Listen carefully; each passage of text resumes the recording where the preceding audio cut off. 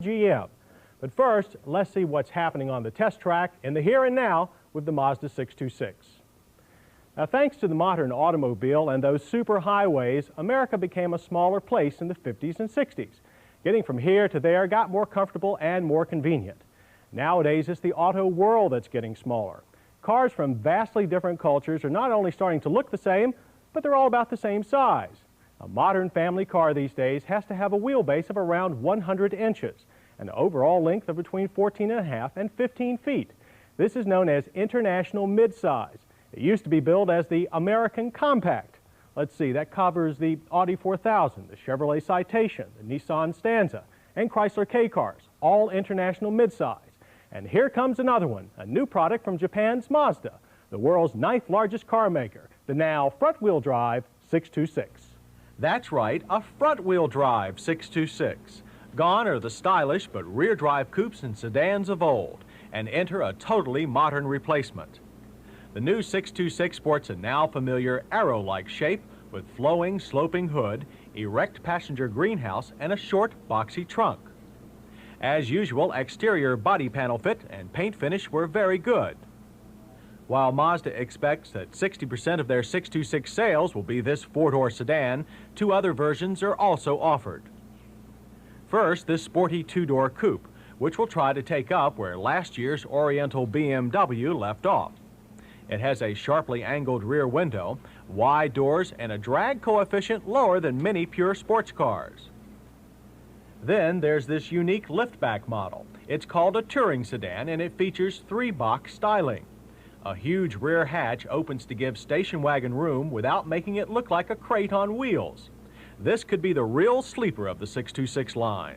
And like the coupe, it'll be available with Mazda's unique electronic variable shock absorber system.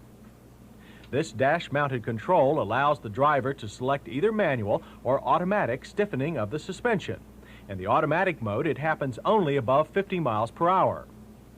Solenoids over each shock increase the damping effect, a plus for sporty driving or heavy loads. But it's probably not a real necessity for the average driver. While it does work well, we wonder about long-term repair expense.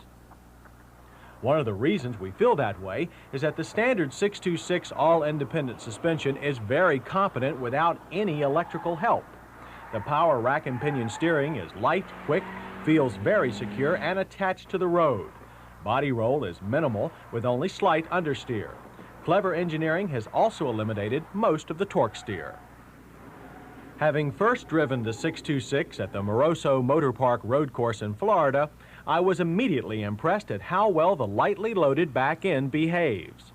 Rear wheel slides, a serious problem with front wheel drive cars, seems much less likely to happen in the Mazda 626 than with most pull-me cars.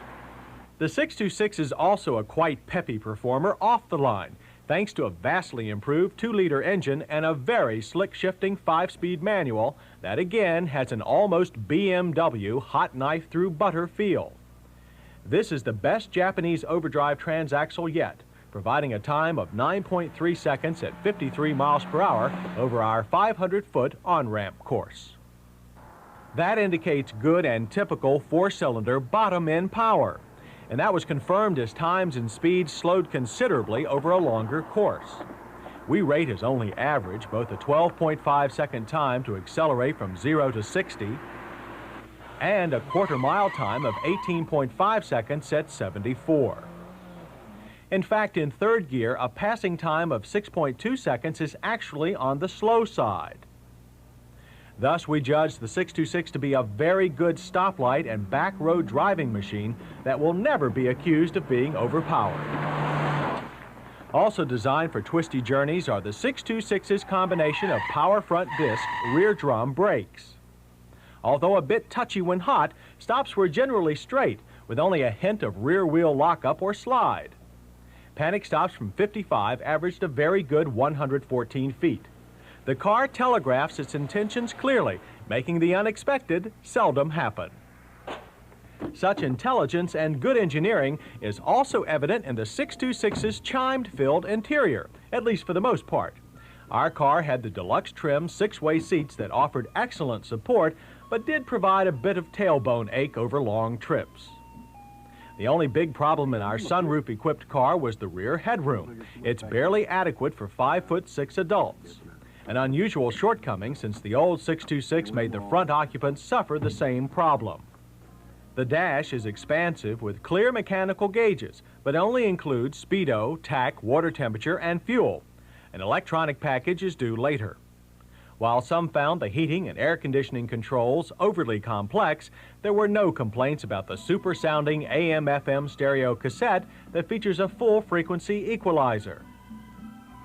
One more 626 gadget is a shower-type air vent that oscillates air from one side of the cabin to the other.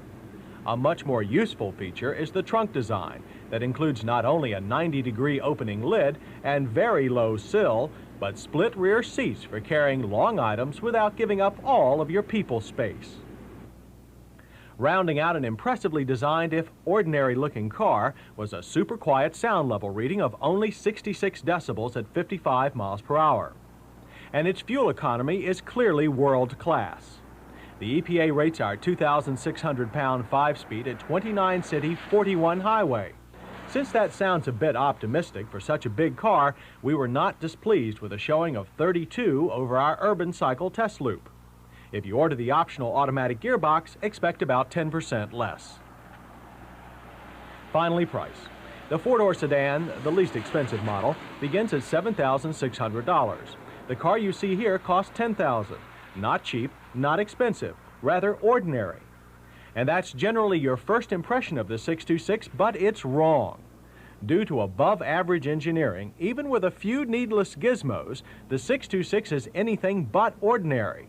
It's a solid, well-thought-out addition to the ever-growing, highly competitive international family car marketplace.